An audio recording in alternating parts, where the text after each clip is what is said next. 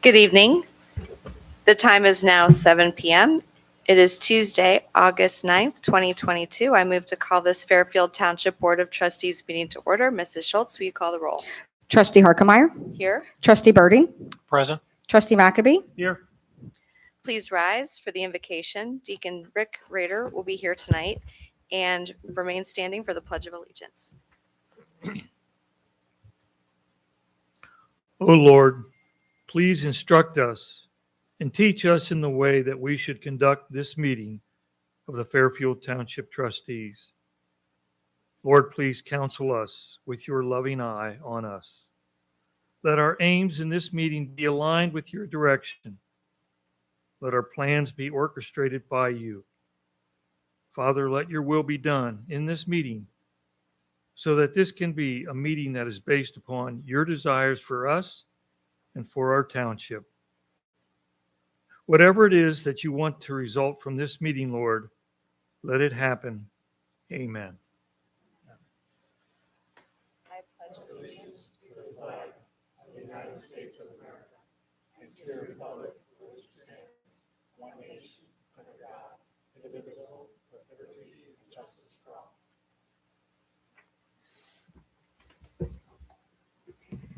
May we have the first resolution, please? Resolution 22107, appointing Chuck O'Brien as part-time resource officer, SRO, at an hourly wage of $35 with a 12-month probationary period. To adopt. Second. Chief?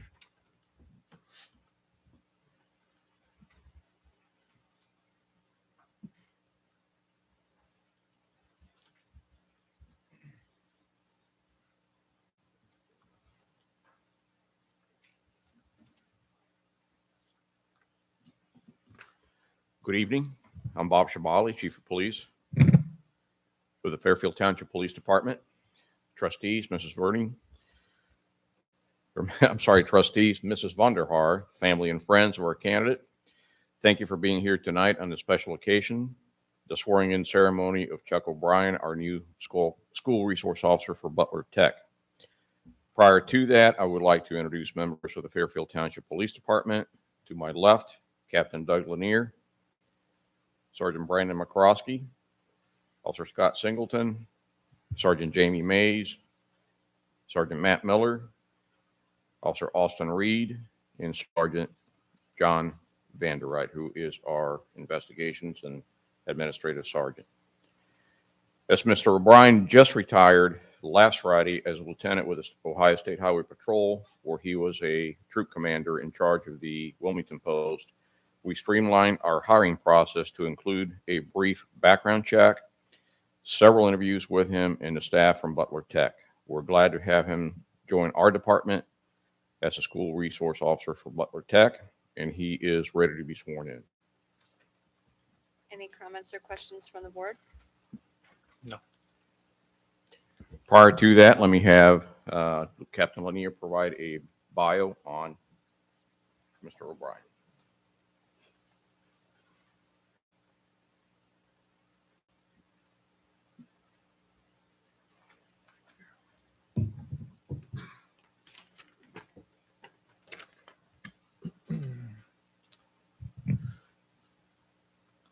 Chuck graduated from Warsaw Riverview High School in 1989 and attended Eastern Kentucky University and the Ohio State University. Prior to graduating from college, he enrolled in the Sandusky, Ohio Police Academy and became a peace officer in 1992. He worked briefly with Cedar Point Police Department before joining the Ohio State Highway Patrol in May of 1993. He graduated from the Patrol Academy in November of 93 and was assigned to the Lebanon Patrol Post. Chuck was a trooper at Lebanon until 2010, when he was promoted to sergeant and transferred to the Georgetown Post. He also served as a sergeant at both the Batavia Post and the Lebanon Post. In June of 2016, Chuck was promoted to lieutenant and served as the Lebanon Post commander. He later transferred over to the Wilmington Post in 2021, where he retired after serving more than 29 years with the Ohio State Highway Patrol. He had increasing responsibility throughout his career with the Ohio State Highway Patrol, has led law enforcement and community outreach efforts, and oversaw large-scale multi-agency events. Chuck's increasing responsibility with the OSP offers more than 29 years of law enforcement and public safety experience and recognized leadership. Chuck and his wife Tammy reside in Oregonia, and they have 5 children and 2 grandchildren.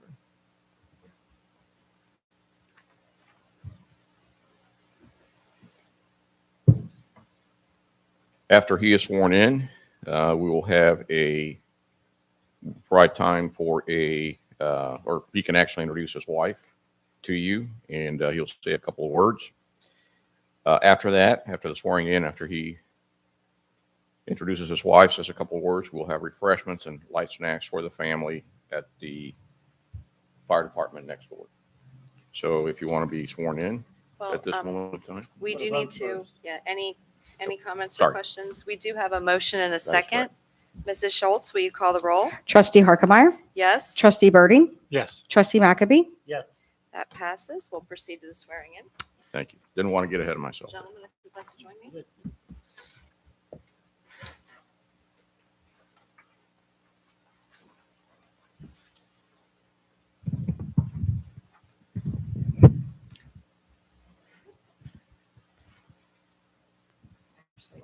Raise your right hand and repeat after me. I state your name. I, Charles E. O'Brien, Do solemnly swear do solemnly swear that I will serve my department that I will serve my department with respect and dignity, with respect and dignity, serve and protect the citizens of Fairfield Township serve and protect the citizens of Fairfield Township with compassion, courage, and integrity, with compassion, courage, and integrity, and uphold the Constitution of the United States, and uphold the Constitution of the United States, the Constitution of the State of Ohio, the Constitution of the State of Ohio, and the rules and regulations of the Fairfield Township Police Department. and the rules and regulations of the Fairfield Township Police Department.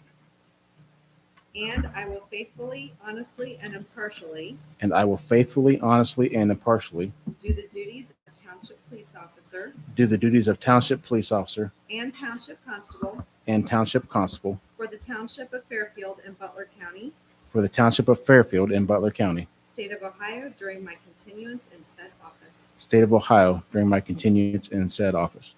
Congratulations.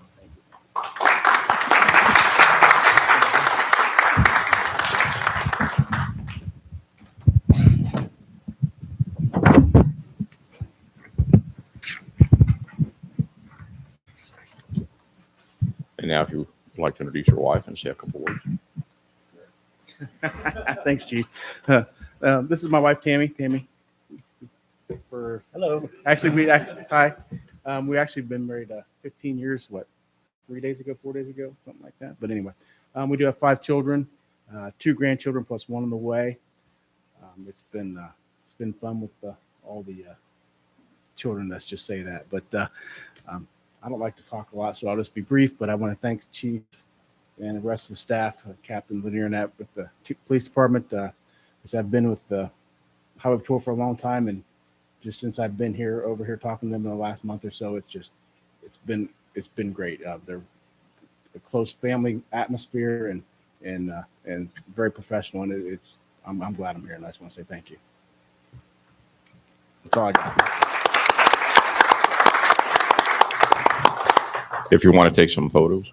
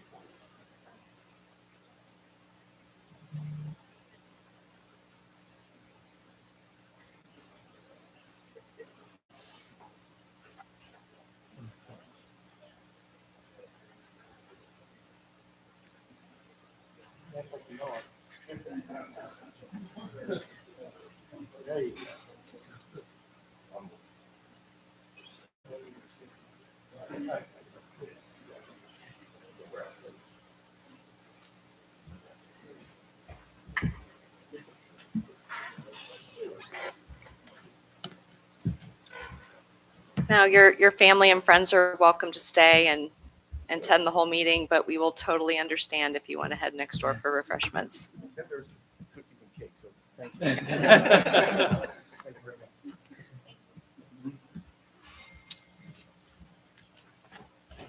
Okay. Moving on, old business items for board discussion. Mrs. Vonderhaar. Thank you. The first item is the Morris Road flooding issue that we've been discussing over the last several months. We have met with Kleinger's several times and then had discussions with Butler County, and there is no quick, easy, or inexpensive solution that we've been able to find. I have spoken to Sean and Andrea, and I have committed to the next step that I can think of is to research grants and see if there's a way to fund.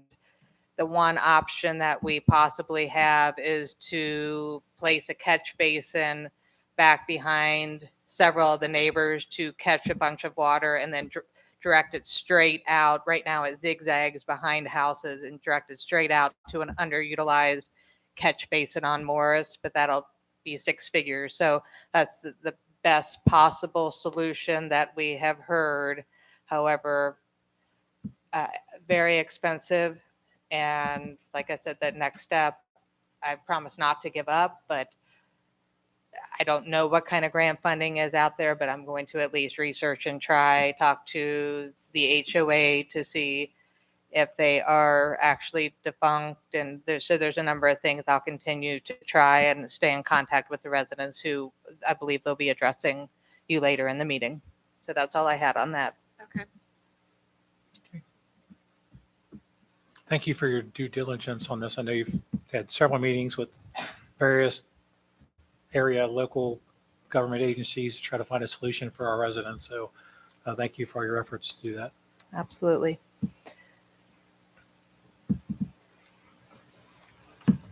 So Next item, the police department vehicle. So I did send an email, and I believe Chief Shabali, I did copy you in so you could see what I communicated to the board.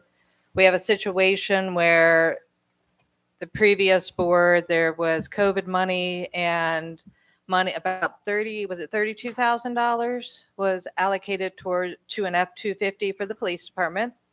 And F-250s, there has not only the chip shortage, but right now they're not even manufacturing the F-250s. As a result, we've been in a stall pattern for about 3 years. And in that time, of course, prices have changed, basically increased. So with that, Chief Shabali, Doug Lanier, myself, we've been researching, and I know they've worked with Chief Thomas, looking for viable options. And I believe Chief wanted to run several by you with a recommendation so that we can put closure behind this purchase. And we do have ARPA funds available for that difference in price. So where we're at today, and as recent as this afternoon, Captain Lanier spoke to the state representative for state bids. The state bids, how tight it is right now, the state bids are closed, and they usually go through October 31st. But in essence, there are no vehicles available. If you were going to buy marked units, you would have to wait until 2023, and then it would be probably another 12 months to get them. So we are kind of at a quandary. We do have money set aside. It's actually $32,380 at Beachmont Ford. We have I personally spoke today to Brian Willis, who's trying to work the deal out with us. There's only really one vehicle available right now, and that's a Ford Explorer, 2022 Ford Explorer. We could wait for a truck, but there's a catch with that, and that would be the price difference. So the price difference, if we purchased the current Explorer, is $98.30. If we wait for a Ford F-150, it is $19,410. So my recommendation is that we move forward on the Ford Explorer. It is not a police package. It's a civilian car that we can use. We are looking at getting rid of two if we're able to purchase this one. But unfortunately, there's just no other options unless we wait maybe another year, another 2 years. We just don't know. But it's very frustrating.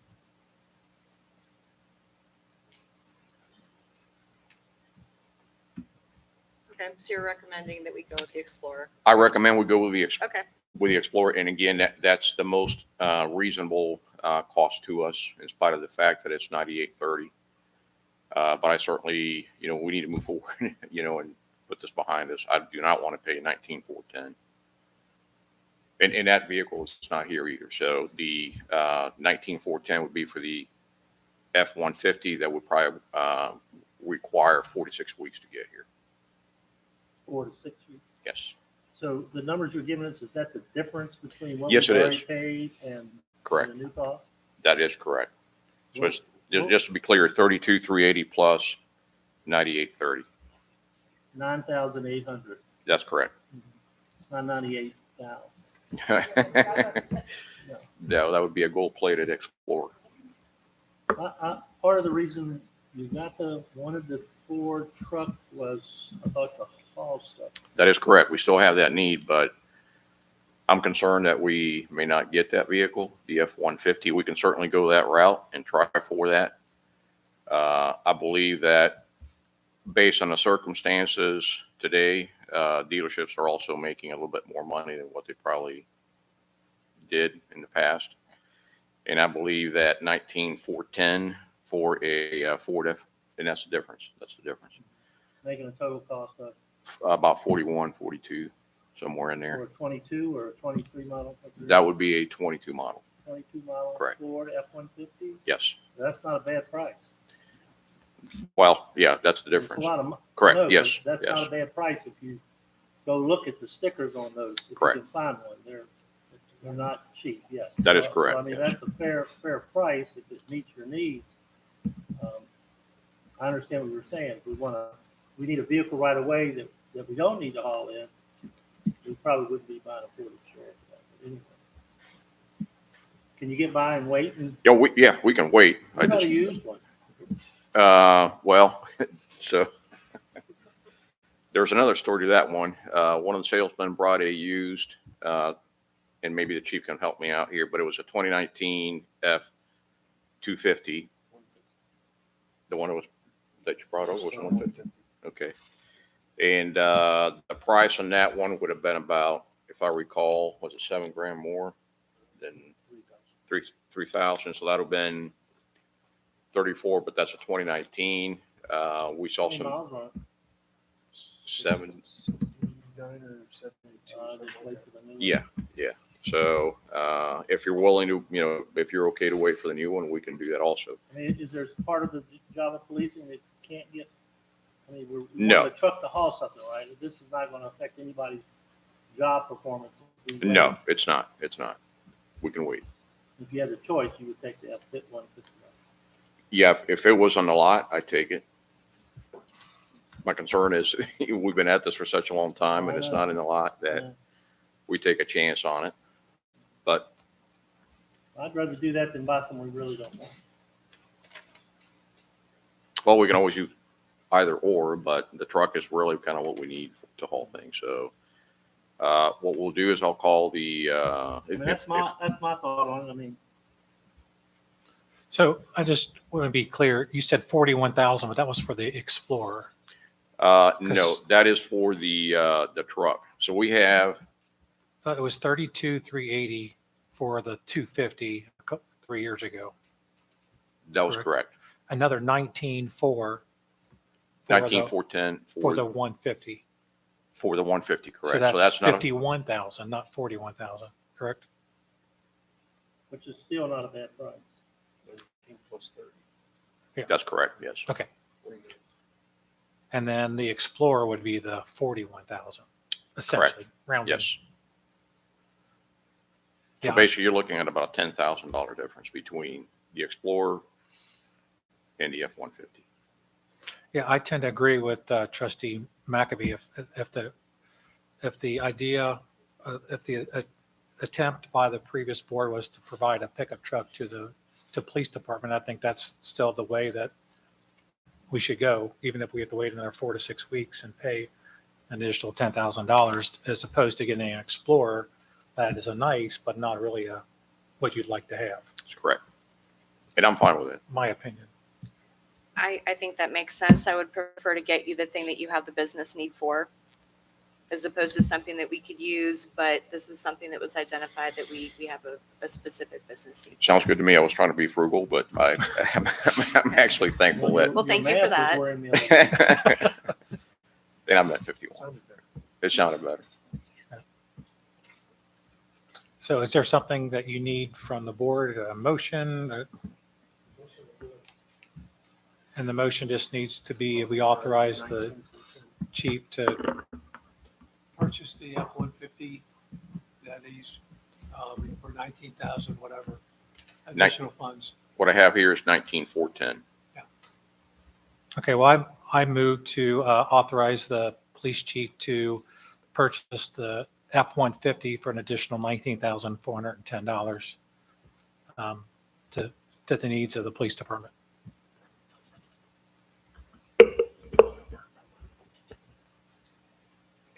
Did I say enough, or was that good enough? Okay. It doesn't really matter where we pay for it, but we're going to use the free money, right? 2272. Second. Thank you.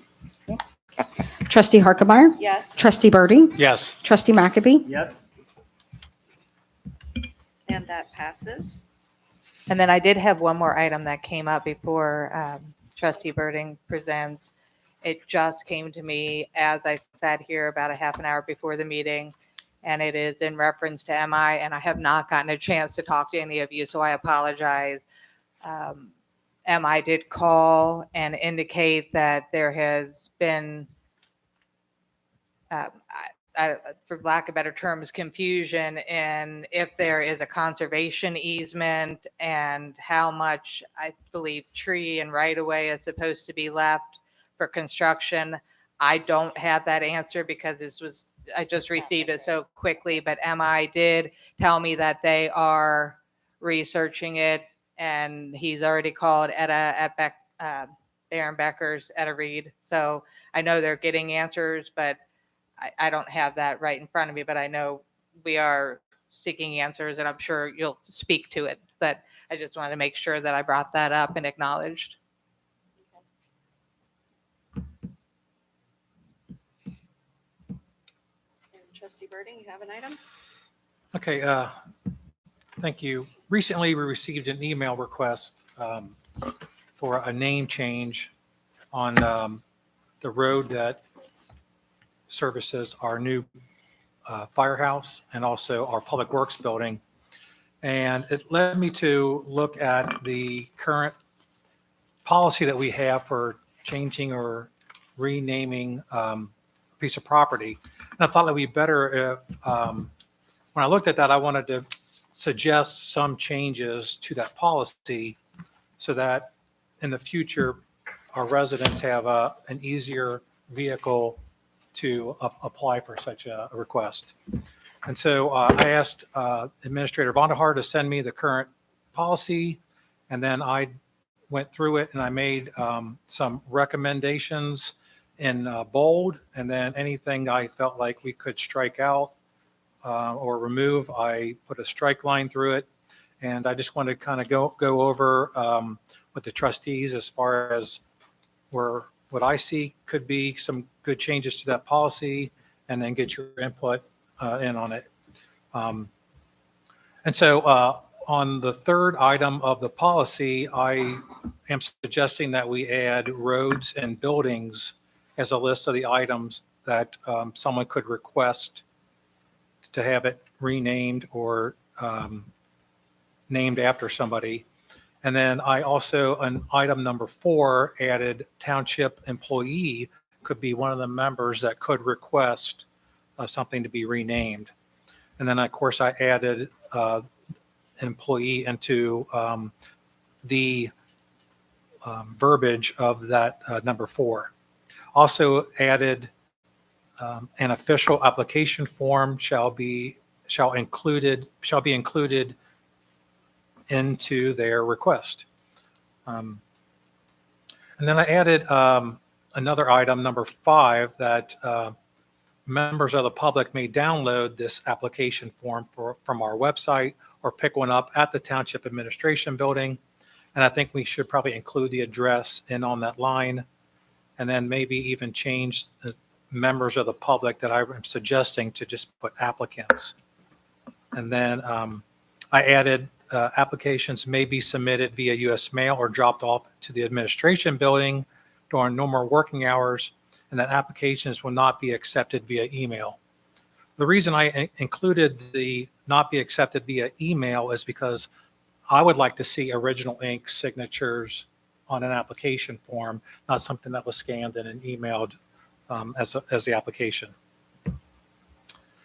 Item number 6, I allowed the trustees to act within 60 days of receiving the request, that we should then hold our meeting within that 60 days. That would give us sort of an overlap if it's turned in the day of a meeting, but we don't officially have it, and then our meeting doesn't happen for 60 days. It gives us some time to have that meeting. And then I added that the board shall act on their request within 60 days after the conclusion of that public hearing. And that would give the board an opportunity to do more research on who the honoree is. We can even continue the public hearing to give us even more time. We don't have to, we have the public hearing in August, but we want to continue the public hearing to do more research. That still gives us more time to follow up on that request. Item number 8 would be that trustees may offer an alternative property to be named that is mutually agreed upon with the applicant. The trustees think that the honoree is it's an appropriate thing to do to name something after an honoree, but we don't quite agree on what we should name, or it may not be appropriate. Trustees could then suggest a different piece of property, and as long as the applicant agrees to that, then that kind of gives us some flexibility, and we're not really tied into the property that they are requesting. Another thing I am requesting is, or suggesting, is that the naming of number 9, the naming of the property shall require a unanimous vote of the members present instead of just a majority. I think what that does is it takes any kind of political stance that someone's trying to make out of the equation. And I think it's something that is also so important and so valuable to honor somebody with the naming rights that it should be unanimous amongst the board instead of just a majority that could overrule somebody else to make some sort of political statement. And then item number 10 would be that trustees may require the applicant or other interested parties to incur the cost of additional signage needed for the approved name change if it exceeds the spending authority of the administrator. And any signage change must be consistent with the current signage at the affected area and subject to board approval.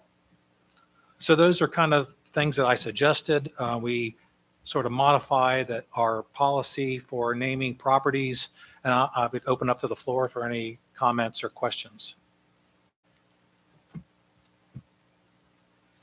I would like to give Larry some time to look at this. Absolutely. But I like the intent. Okay.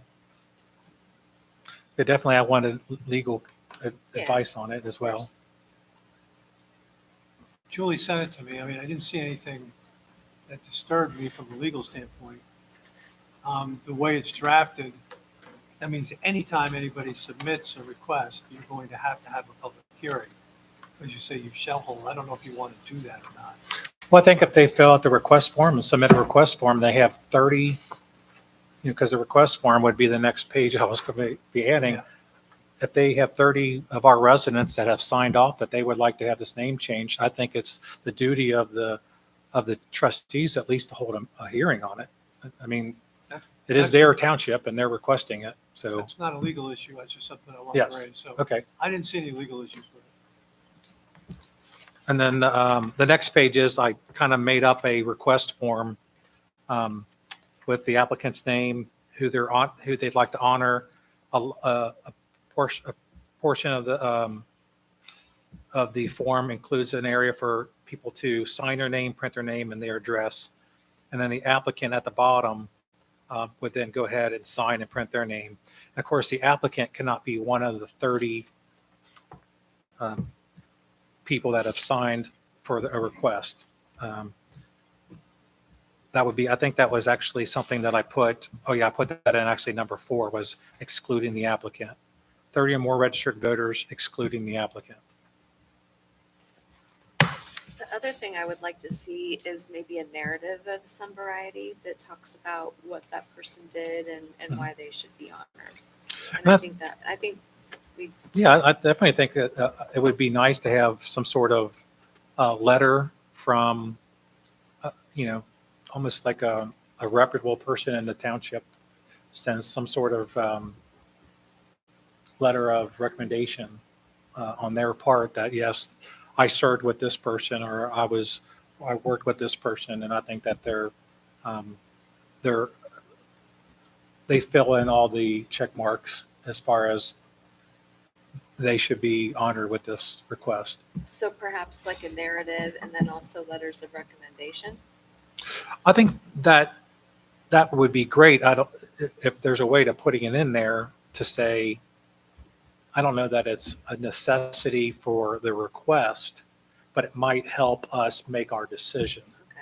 So along with their requests, if they have those letters of recommendation or statements of fact, it would definitely help us. But I think that's some things that could come out in the public hearing. Why they want this particular person nominated, but at least this gets them in the system, on the books, that we should have a meeting to hear it. But I definitely agree. And anywhere on that policy, if you'd like that to be added, I think that's fine. But I don't think that's a requirement for applying for. But I definitely think that would help their case. Trustee McAfee, any comments? I'll read it over and give it some thought. Okay. Is that something that maybe we could address at our September meeting to bring it back and look at it? Well, does it take a unanimous vote to approve this No. policy? We've had two incidences in the last, I don't know, my 18 years of naming something. And one of them caused us to develop a policy. And then the next thing we wanted to name, there was no policy, there was no discussion, it was just done. So maybe some guidelines are good. And maybe we don't need all that to honor someone who needs or should be honored. But anyway, I'll like I said, I'll look into it.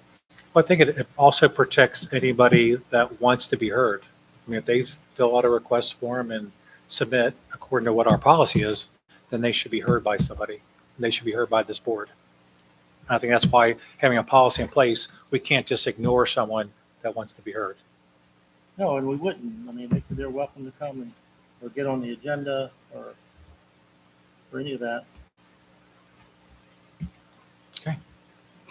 So let's put this as an agenda item for the September meeting to talk about it again, not to take action on, but to talk about. Yeah, I agree. Okay. That's great. Thank you for listening. I would love input also from Mrs. Vonderhaar or the assistant, Mr. Goins, if they have any comments on it as well. Please join in if you see issues or problems with it. Thank you. Communication. This is the portion of the meeting where you, the residents of Fairfield Township, are invited to share your thoughts with the board. Please know that this time has been set aside from the board to listen to you. Your comments are valued and will be taken into careful consideration.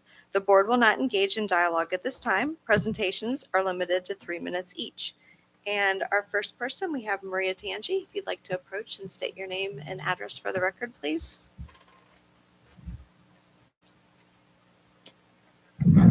Hi, everybody. My name is Maria Tangi. My address is 1891 Harvard Street, but I'm here representing 1884 Harvard Street, where you will find the 5 Points Community Garden. That's on Facebook, Instagram, and TikTok. And in front of me here is a little midweek harvest. If you would like some tomatoes or basil or spinach or Swiss chard or peppers or zucchini, feel free to take some. You are residents. It is all for you. Our garden is going slowly but steadily through. This Thursday at 8:30 p.m., we're going to have a bonfire. Please come and join us. We got some chairs donated so that our benches donated, which is awesome sauce. Like showing up and seeing a bench on the property was like, oh my God, we have a place to sit. Yes. So that is really exciting. We also have a shelf, a free veg shelf. So anytime you're driving by, if you see the shelf up, then you know there's some veggies under there. You can take a peek and see if there's anything that you would like.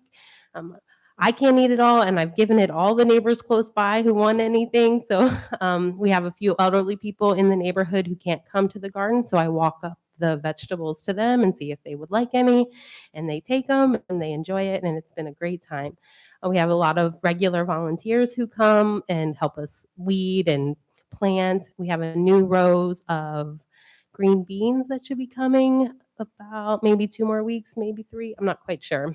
It's our winter harvest. Also, we have a pumpkin painting and carving on October 22nd. I think I put that at 11 on a Saturday. And what else do we have going on? Okay, we had rock painting last week. It was super cute. There's some photos again on Instagram and Facebook if you'd like to see what people painted. And what else? Oh, so many things.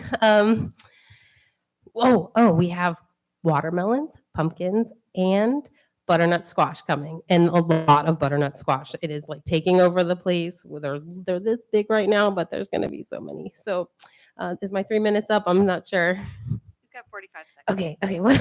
All right, let's get it all out.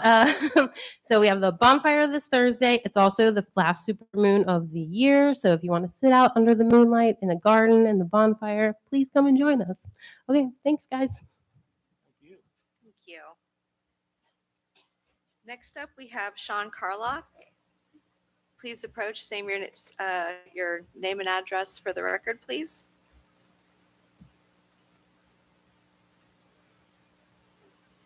Sean Carlock, 7348 Morris Road. Well, that was disappointing news we just heard, but it says that, well, the other day we were trying to do the yard work, which wasn't our yard.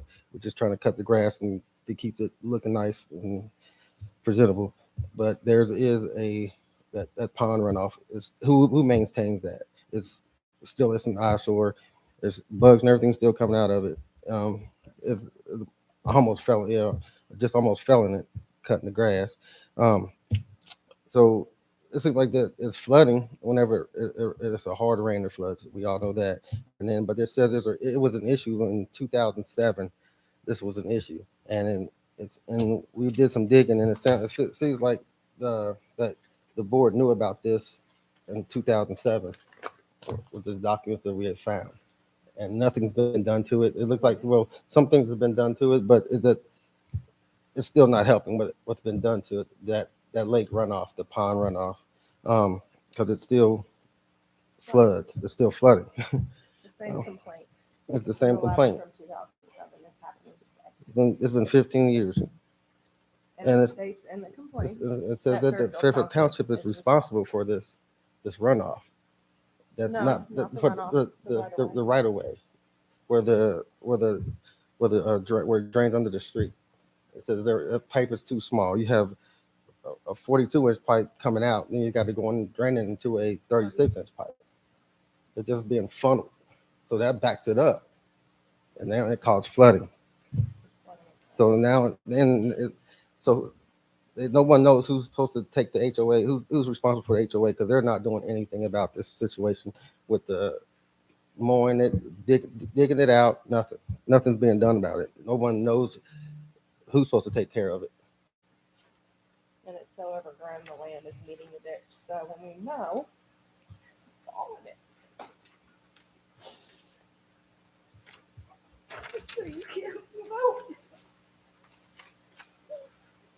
It's not our property to mow. We just mow it to make. We don't want our house to look a mess. It's already a mess when it rains.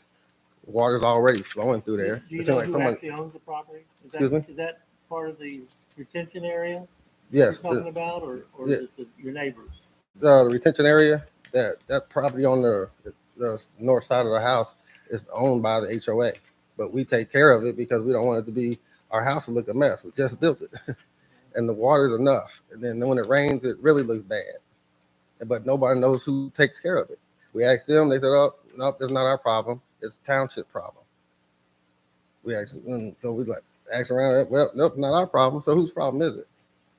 After now, it's our problem. So what are we supposed to do? We spent our whole life savings on this house, and I think we've been lied to. No one wants to take responsibility of it.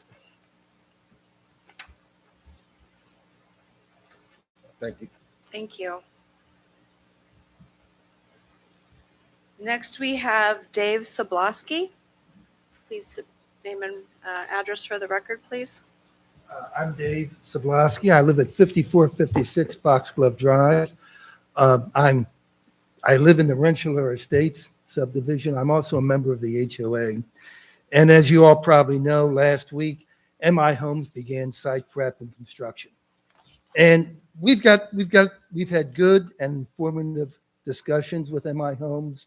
They've been very cordial. I've been talking with Tom Lofquist. He's explained many items. We've talked schedule and other items that we're going to communicate to the residents.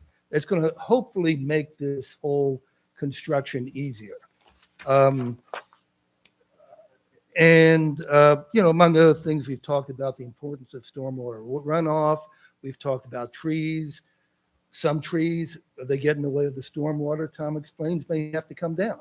And so they've been good discussions on what we're concerned with. The HOAs raised concerns, and we don't have confusion, but the HOAs raised concerns about maintaining the conservation easement. Tom and I have discussed it. We've exchanged emails, and he's committed to get back with me and clear it up. I think Tom may be concerned. Basically, what we're discussing is this item right here, which was in a public meeting and discussed earlier, and was my understanding it should be in the agreement between the township and MI Homes. That was my understanding. Anyway, I want to emphasize that we've had good relationships, good communications with them. They've been, from my point of view, very professional, good to deal with, but we do have a concern about the easement and whether or not the trees are being maintained or not cut, remain as per the 30-foot easement in this document. That's really it. Thank you. Do you have this? Okay, next we have Michael Yater. Please approach and state your name and address for the record. Go on, second. He asked Oh, me I'm a sorry. question. There's an agreement, a consent decree that covers all this stuff. I didn't know about this issue or I would have brought it with you. Okay. But yes, we do have that. Okay, good. And that was my understanding. Tom has the confusion. Hopefully we get it cleared up. Is it your understanding that they're not following the decree? It's my observation that they may have cut down a few trees too many. Argumentatively, I think the decree allows them to take down shrubs, underbrush, and trees material. So that's my question. What are you doing? Because it looks like it's done some clearing. Now it's not 100%, but it stops. We've maintained a good easement there. Right now it's discussion. I called Tom, called him up. They got concerned. Thank me, he's looking into it. If you walk through this, we can take the same application. What, and this is news to me, you know, what Mrs. Bondahar said. Well, it just Okay. happened this week. Yeah, we just, Okay. we just found out about it. Yeah. So it was Monday, Yeah. yesterday? Actually, Monday, there was clearing of hibiscus. We were concerned about some other areas, but, it's tough to see without crossing the boundary line. And I know better than to walk into construction area. But, yes, this just happened in the last couple of days. But I'm not surprised to see what's happening. Is he gonna continue clearing, or is he gonna get it straight first? He said he'd get back there. I don't think it was filmed today, but I don't know if one had anything to do with it.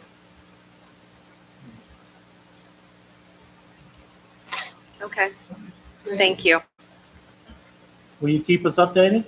Yes, sir, I will. Go ahead. My name is Michael L. Yater Jr., and I live at 1116 Hayes Avenue. Now, I'm a victims advocate in the state of Ohio, and that allows me the function and fortune to be able to meet men, women, and children that find themselves being on the receiving end of domestic violence. Luckily for me, I was able to meet with former assistant prosecutor for Hamilton County that had some interesting things to say about people that happen to be employed at this location, including the fact of that certain people do not actually have a legal representation requirement to actually worry about things like justice or the law, only in mediating and mitigating the amount of legal and financial ramifications and repercussions to the township itself. So instead of trying to worry about the truth and getting to actual justice, it's about trying to mitigate the amount of money and financial burden that can be placed on the township by misrepresentation. I was also challenged that I was never offered the opportunity to meet with a law director, the police chief, or the city administrator. In front of you is the email between Julie Vonderhaar, the administrator, and myself, in which not once but twice she offers me the opportunity to meet with her, the police chief, and a law director. So this has been an ongoing issue where I was told that I was not offered that opportunity, but as you guys can see, that it's right in front of you, right there in writing, black and white. They offered to let me meet with the police chief, the financial administrator, and the legal director, who's sitting right here, who said that they never offered me that opportunity.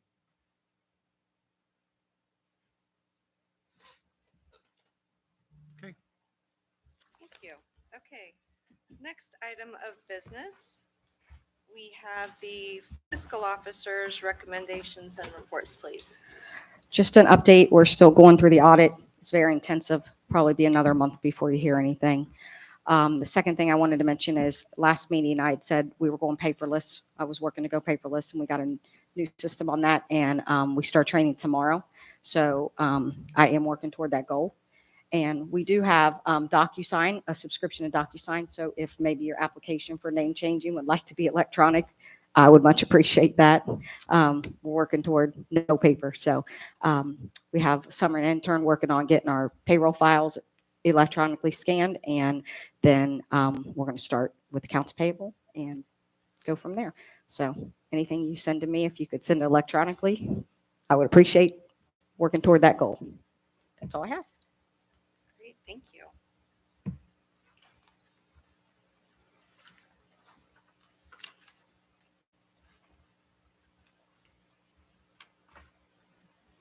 Okay, I move to suspend the reading of the minutes of the following meetings. The public hearing of June 15th, 2022, the regular trustee meeting of June 15th, 2022, the regular trustee meeting July 6, 2022, and the tax budget hearing July 6, 2022.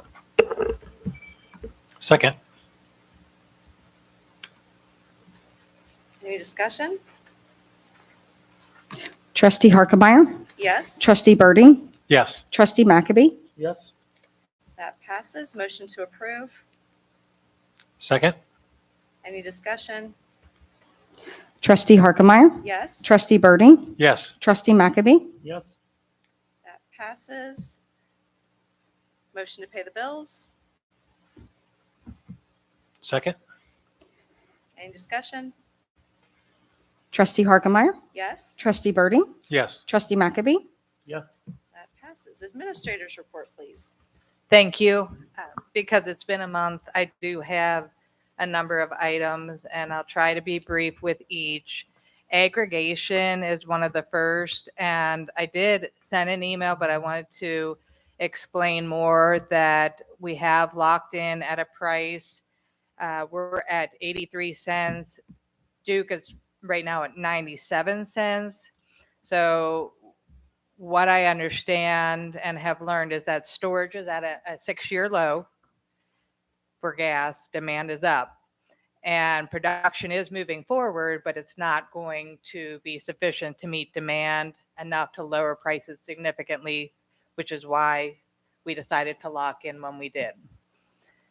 Constellation did put in a protection for the residents, so we're really concerned about the winter months when gas is going to be more heavily used. Once prices start to drop, we can blend down the price, so we will hopefully see that 83 cents continue to drop. So I wanted to make sure that I explained that. You know what cost we were paying before? You know, The I last contract that it was? I don't. Yeah, I thought it was 70 something, but I'd have to go back and look. Might have been 68. I can pull that and find out.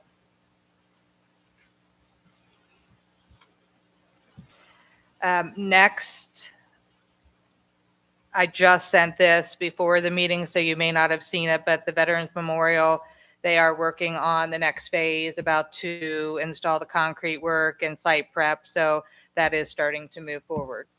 Larry, the law director, and Ken Geis have both been working with the Veterans Memorial Committee to make sure things are firmed up.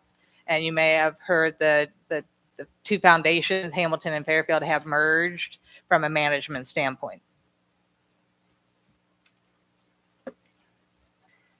Next thing I had, there is a training, the crisis intervention team training that our police and fire, they're working with NAMI and Butler County, and it's a 40-hour comprehensive training that works on mental health related topics, crisis resolution, de-escalation training. So I'm grateful to the two chiefs for their work and making this happening and encouraging their team to continue to partner with NAMI. We did receive awards this year, and it's great to see the continued partnership. One item you'll see later in the meeting is the settlement for the One Ohio opioid. So what has happened is that you'll be receiving payments to Township for 18 years. And we recently found out that in order for the township to receive the money, we have to execute a participation agreement, and each entity has to have their own participation agreement. So the law director put that together, and that's why you'll see that on here. Because about 98% of the townships opted into the settlement, we will receive the funding. If you look on page 29, which I have it right here, I can tell you right now we're going to receive 100% payment to subdivision, which is approximated at $161,000. That number could be more, it could be less. So we're not certain what we'll receive each year. This year it was close to $7,000. So, and Shelley did open up a separate fund for that money. And then there are specified uses, which I'm working with the chiefs to present ideas and work with them on that. So that you'll see that later in the meeting, and that's why you'll see that agreement. So that 7,000 number is an annual payment. Correct. Paving 2023 was due August 1st. I wanted to make sure you had the list again. We lost our curb and gutter company that really year after year we bid out. We worked and got multiple bids and no one touched them. So I think we're going to see an increase in our costs. And I know the board has talked about possibly going to bid. So Jeff is going to work. I think, how much, Jeff, did you have? 2,000 feet of curb and gutter that are associated? Almost 2,000, yes. So you'll be working on that. I don't know if there's anything you wanted to add. No, I just, I know that Trustee McAbee had asked that we try to get a jump start on this, as well as the county has.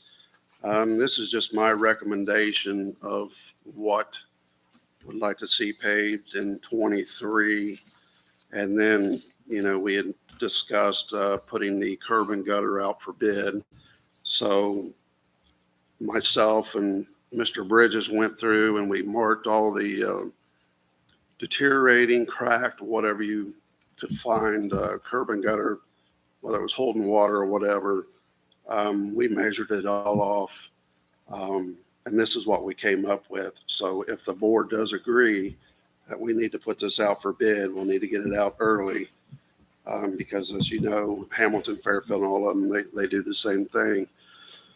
But as Ms. Vonderhaar mentioned, we're definitely going to see a big price increase. Not due just to the fact of Mr. Neal was giving us a good price on the curb and gutter, but as everything else, concrete is over $200 a yard now. So that's all I have on the paving and the curb and gutter. Okay.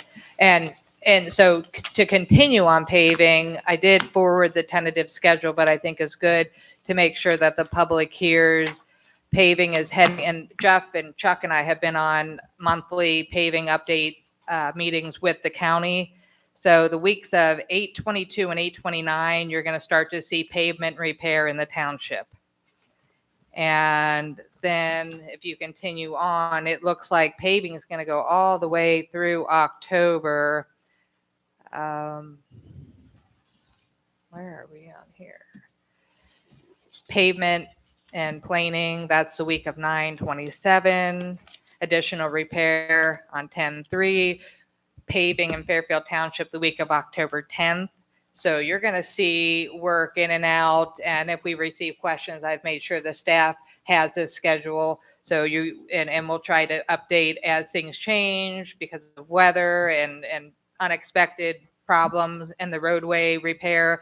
We'll try to update things on the website and Facebook to the best of our ability to make sure this is the best year we've had in communication from the county. It's been really nice to have this. So wanted to make sure that you heard that again. Did you forward that to us?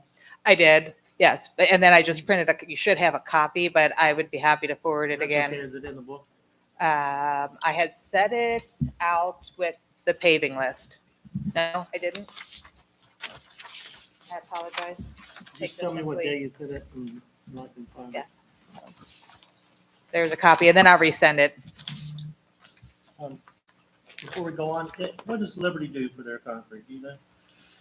I don't know about Liberty, but I know they have a contractor. I don't know who it is. I reached out to Mr. Rigsby at Westchester, and I asked him how they would go about it. And he said that they put theirs out for bid, but I don't know how that Jackson gets it every year. Jackson Construction gets theirs every year. So it sounds like the majority of them are putting them out for bid. I know City of Hamilton does. We're all supposed to be over a certain number. Right. But Again, and we're a small township, so we don't always have a big number. We might have a bigger number this year. I was just wondering if we could piggyback off of somebody else, get hooked up with somebody. I don't know about that. I mean, I mean, I it's can, more like I what we do can, with the paving, you know what I mean? I could ask. I know a few years back, they've tried to get possibly like setting something like that up through the county, doing a curb and gutter contract. They really couldn't get anybody to bite on it. The only thing my concern would be is, as far as the paving goes, all of that curb and gutter needs to be done, as we've experienced before. It needs to be done soon. So I feel like if we put it out for bid versus piggybacking off of somebody, you get a set contract that they're going to be in there at such and such day and go from there. Really need that done now, before the end of the year. Well, I mean, we're always the last ones to get paved. It's Well, I know, it's I'm too talking about the concrete. We need to put that out for bid right away. right. That's why this is brought up now. So let's do it. okay. I agree. Yeah. I'm sad that we're Put it out for losing our bid. prior supplier. From what I understand, he he did a very retired. good job. He retired, Mhm. right? I understand he did a great job for us and kept our costs competitive. Yes. And sorry to see him go. Yeah, me too. Yeah. Appreciate the work that he did for us. Mhm. So in continuing along the lines of paving, crack seal has been done. You've worked hard on hitting, and I know you're still continuing, but that's Right. been, that's the heavy manpower job. Right. And the last thing, Jeff presented me with a portable infrared heater as something that he was interested that you can use to easily repair, renew, resurface asphalt. So I don't know enough about this. If I was going to see if you would like to at least bring it up so the board understands and see if they even want to entertain this on a future agenda. It's a 3x3 infrared heater. It puts out 360,000 BTUs. It's operated off of bottled gas. So a lot of times what it's used for is in the areas where you'll see like a sunken spot where a pothole is started, or what we call spider webbing and this, that, and the other. It's something that's on wheels, and you just roll it up, you ignite it, and it heats up rather quickly. I don't know the exact time, but it will heat up that area to where you can rework that material back in and then compact it. So you're basically recycling the blacktop. So it's used for different stuff like that. They use it on laterals, potholes. A plus is that you can use it in the wintertime versus where, we have cold patch that is difficult to use when it's cold out, but we have no way to heat that up. Yeah. How would it work on the laterals? Would that be something Well, that could? yeah, I mean, that's kind of my thinking on it. You get that little divot in the Right. middle of the lateral. So with this being a 3x3, you could just heat up that whole lateral and then level the asphalt back out and then Okay. compact it. Would you have to put more material in there You- too? No, And you shouldn't, no. You just level it up and kind of work Yes. it back together? Yes, Okay. because that's typically what happens. It sinks in Yeah. the middle where that crack opens Right. up. And then it gives you the high spot on each side of the crack. Okay. So then you would heat that up and reconform it and then roll it and hopefully smooth it out. I would be interested in hearing the particulars on it, what the cost is, what's the lead time, what I the believe- savings it would be for the department to use that as opposed to other measures. The price, I think, was $7,500. and they could have it within a week and a half. Company out of Cincinnati. Yeah, 8725. 8725.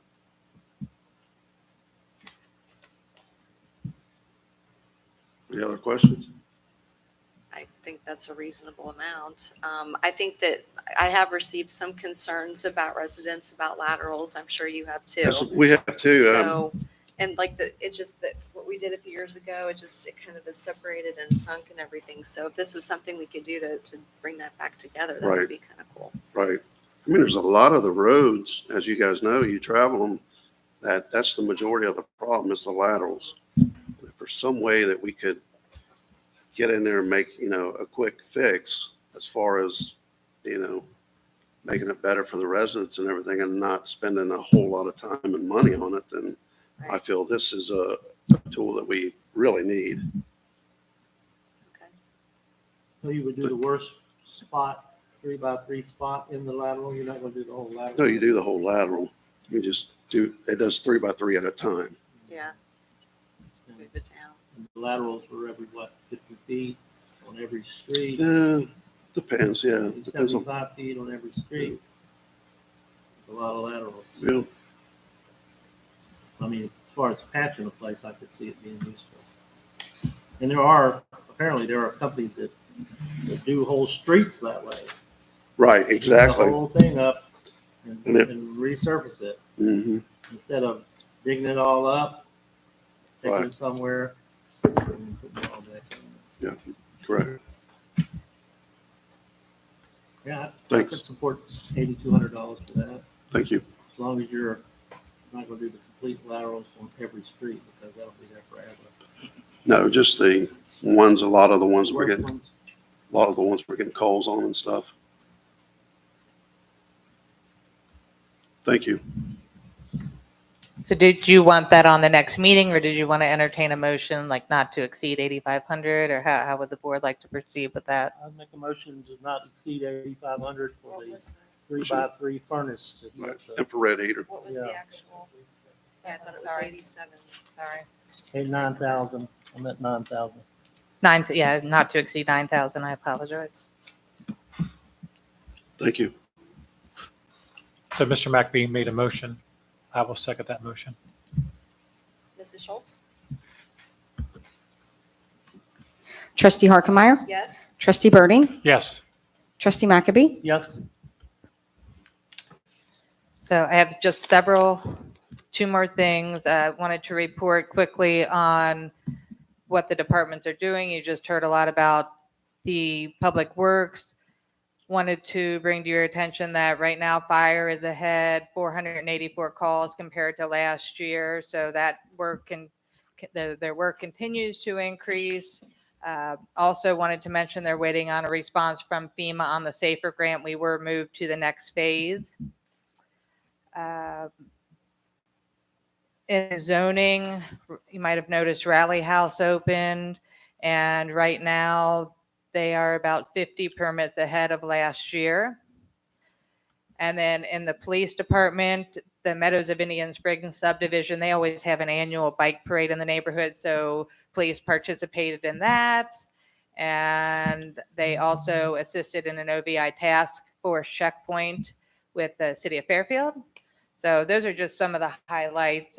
Their calls are also up, so I just want to bring to attention the department heads are continuing to drive the work and answer the calls, and really pleased to report on all of that. And then my final item is related to the Butler County Fair.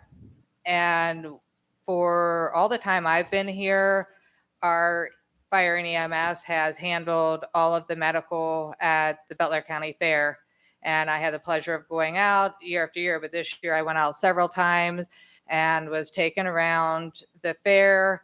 There were many changes made. There was a whole medical station set up with the EMS response center, and Chief Thomas had added really neat cutouts with a fire truck and a medic, and had all kinds of hats. And I was just thoroughly impressed by everything I saw. So I did write a letter of commendation, if I'm allowed to read that. Please do.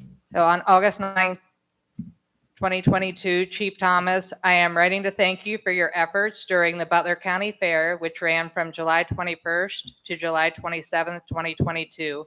As always, you exceeded expectations and worked as need dictated. You communicated and coordinated with the Fair Committee, EMA, your staff, and surrounding jurisdictions to ensure smooth operations during the fair. During the fair, I had the pleasure of visiting you twice. Not only did you show me the many improvements made to the medical care setup area, largely due to your suggestions, but you also introduced me to many people involved in operations who had nothing but praise for your skill, leadership, and organization. I also enjoy visiting the command center and seeing fair goers enjoy the safety trailer, the various fire hats, and the new picture cutouts.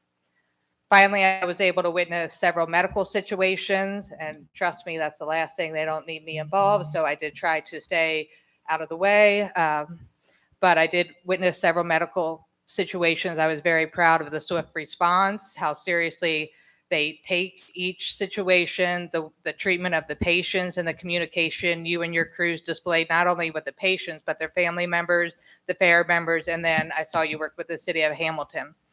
So please thank all of your employees who worked during the fair. They were professional, they were dedicated, and obviously well prepared. So the administration and board sincerely thank you for your continued leadership throughout the township and county. The community is better today because of your leadership and dedication. Thank you for being part of the Fairfield Township team and for serving as the fire chief. You continue to display an impeccable work ethic, have made my job easier, and you are sincerely appreciated. So that is from administration and board. Nice job. And that is all I have. I've seen the chief work the fair. Oh. I've seen the chief work the fair a number of years now. He's already right there helping out. And this year, we've always had the firehouse out there, but this year we kind of had, there was like a whole section that we had at the fair. So we had our firehouse, we had our Citizens Police Academy there from the police department. We had like kind of a whole Fairfield Township representation there, which made me kind of proud when I walked over there because it was all of us and it was our team. And it really gave me a good sense of pride. And I hope it gave our community a good sense of pride too, to see us represented out there. And it's not just this year. You're out there every year.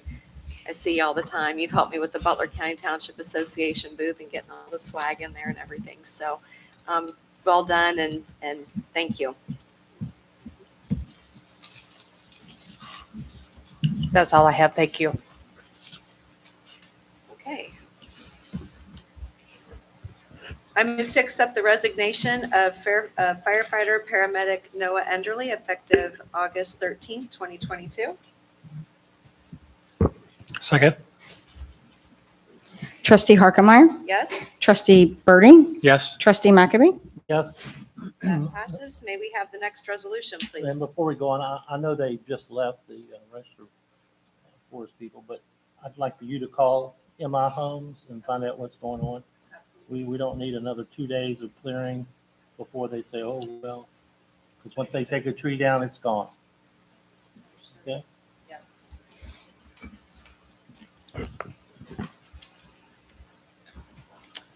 Resolution 22103 to approve open purchase order balances. Motion. Go ahead, Mr. McAbey. Motion to adopt. Second. Any discussion? Trustee Harkemaier. Yes, Trustee Birding. Yes. Trustee McAbey. Yes, that passes. Next resolution, please. Resolution 22104 authorizing the appointment of part-time firefighter EMT Mason Miller to the Fairfield Township Fire Department at an hourly rate of $15.50 with a 12-month probationary period. motion to adopt. Second. Any discussion? Trustee Harkemaier.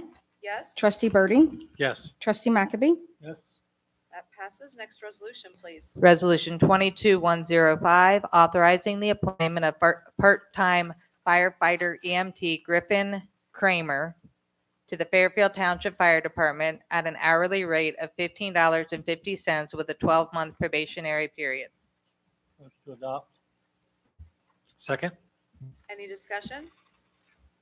Trustee Harkemaier. Yes, Trustee Birding. Yes. Trustee McAbey. Yes. that passes. Next resolution, please. Resolution 22106, authorizing the appointment of part-time firefighter EMT Andrew Bobber to the Fairfield Township Fire Department at an hourly rate of $15.50 with a 12-month probationary period. Motion to adopt. Second. Any discussion? Trustee Harkemaier. Yes, Trustee Birding. Yes. Trustee McAbey. Yes. that resolution passes. Next resolution, please. Resolution 22108, authorizing the appointment of part-time firefighter EMT Giovanni Saletti to the Fairfield Township Fire Department at an hourly rate of $15.50 with a 12-month probationary period. Motion to adopt. Second. Any discussion? Trustee Harkemaier. Yes, Trustee Birding. Yes. Trustee McAbey. Yes. that passes. Next resolution, please. Resolution 22109, establishing public records policy for Fairfield Township. Motion to adopt 22109. Second, any discussion? Any major changes we need to know about? No, I added in the addresses where people could request records, such as if it was a police record, they could request at the police department. I also changed some prices for inflation and added new technology like flash drives and stuff that weren't on there, deleted technology like cassettes that we don't use anymore. And so we're gonna, once this is approved, it's already posted all the buildings, but post the new one, this new one. And law director, Yes, he is approved. I approved it. The language of the public records policy, for all intents and purposes, remained the same. thank you. Trustee Harkemaier. Yes, Trustee Birding. Yes. Trustee McAbey. Yes. that passes. Next resolution, please. Resolution 22110, approving the purchase of 6 cardiac monitors and accessories from Penn Care for the fire department in the amount of $372,205.50. And this would be coming from Fund 2272, which is the ARPA fund. Motion to adopt. Second. Any discussion? Chief, would you care to elaborate, please? So the current cardiac monitors that we have are in excess of 10 years old. We received a letter from the manufacturer stating that one of our monitors can no longer be repaired. So if it breaks, we're going to be forced into purchasing. And because we got that, and the others probably won't be far behind because they're the same brand, we took action to investigate the market and see what units are out there. The staff was given the opportunity to work with the available technology, and we did an RFP, and I believe this is going to bring us way into the future as far as technology goes. And the monitors are significantly lighter than what we're currently carrying, which, we bought power cots and we bought load systems to try and reduce the wear and tear on our staff. And this is another step in the right direction, in my opinion. And I think it's a good use of the ARP money to make a capital purchase of this nature. Will we get 10 years out of these? I think you'll probably get 15. These are field upgradable with software, so hopefully they'll extend well past 10 years. Any further discussion? Mrs. Schultz? Trustee Harkemaier. Yes, Trustee Birding. Yes. Trustee McAbey. Yes. that passes. Next resolution, please. Resolution 22111, authorizing the removal, repair, or securance of unsecure and/or unsafe building at 2025 Milton Street. Motion to adopt 22-111. Second, any discussion? You'll see that we did have, Mr. Goins, I may have you weigh in if you don't mind, but we did have the Assistant Fire Chief inspect not only this property, but the next property, and they they did say that the condition requires immediate action, but if you want to weigh in more, Chuck, because there's some Yeah. past history. Yeah, so 2026 and 2030 Exeter, as well as 2025 Milton Street and the associated parcels. In 2021, the trustees actually passed resolutions. The intent of those resolutions were to address the abandoned and unsecured buildings with the intent of boarding them up. After the resolutions were passed, the property was boarded up by the administrators of the estate. And since then, they maintained it for quite a while. Within the past few months, they've fallen back into neglect of the property.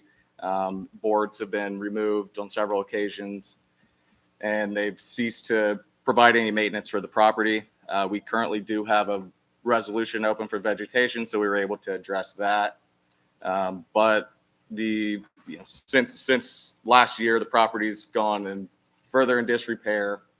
The assistant fire chief went out at our request, investigated the property, and there's safety issues. One of the issues is on Exeter. There's actually a structure.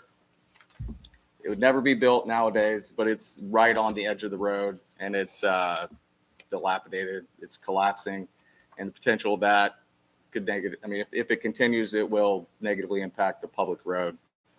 So yeah, after the fire department's inspection and the zoning department's inspection, we think the best course of action would be to demolish the property to rid the community of that public nuisance. And that's the Exeter properties.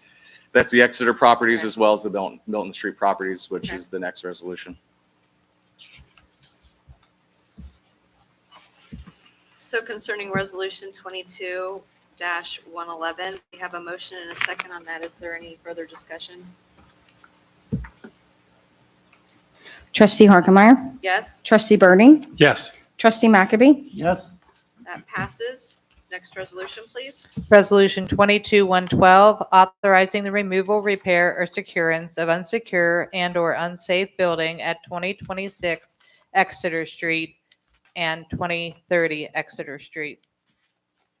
Motion to adopt. Second? Any discussion?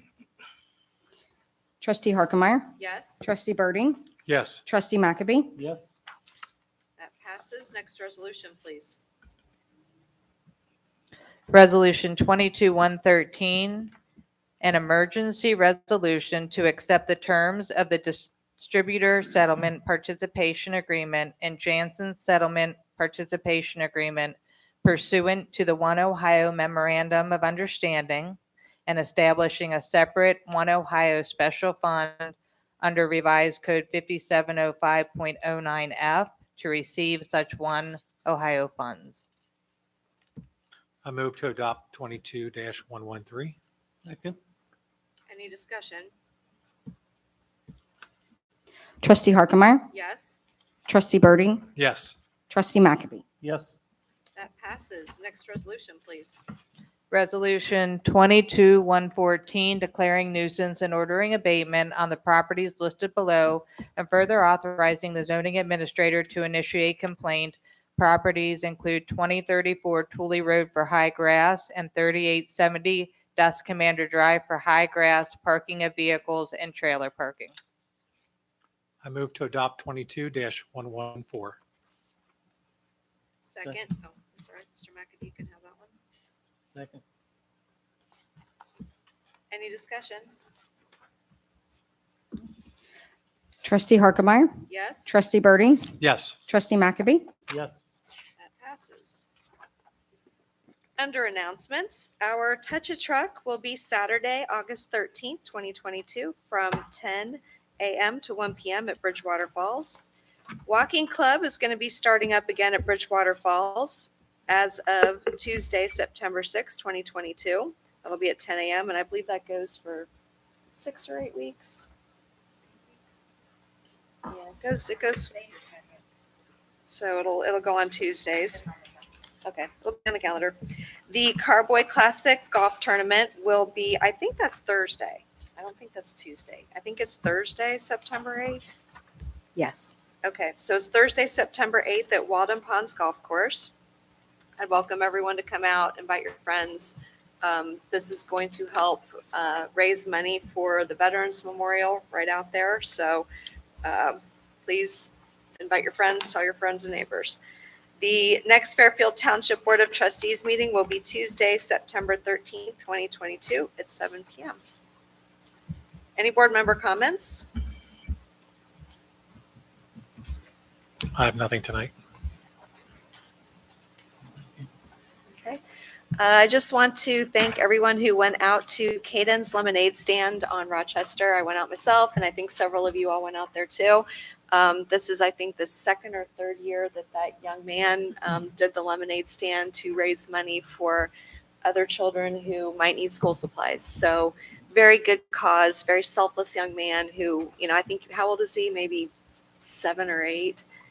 Yeah, he's a young little guy, and it's just really, I think it's just a very nice thing that he cares about other kids and wants to take it to the next level. So well done, Caden.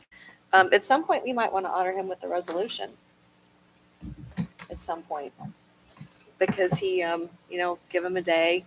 I think he's raised, any idea how much he's raised? It's quite a bit, isn't it? Okay, 2,500. Yeah, that's great. So it might be if the board is amenable to honor him with the resolution, give him a day. Yep. Let's see. I am OKI, the Ohio, Kentucky, Indiana Regional Board of Transportation. I'm the Butler County representative to that board, and I'm also sitting on one of the committees that is looking to put together the 20-year plan going forward. So we're looking at different aspects of transportation in the region.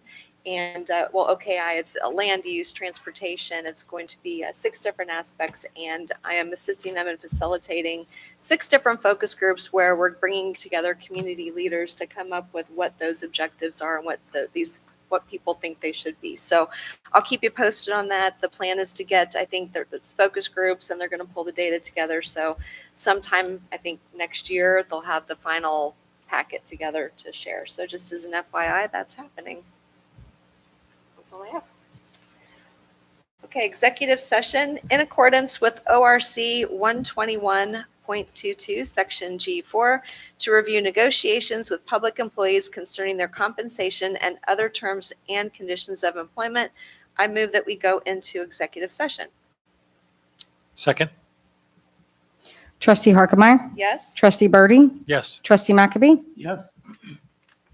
Okay, we will go into executive session in approximately 10 minutes at 8:35. Action may or may not be taken as a result of executive session. Thank you all for coming. Thank you.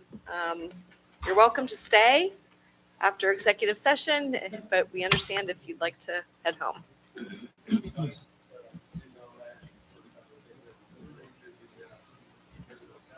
Liberty. 30 years.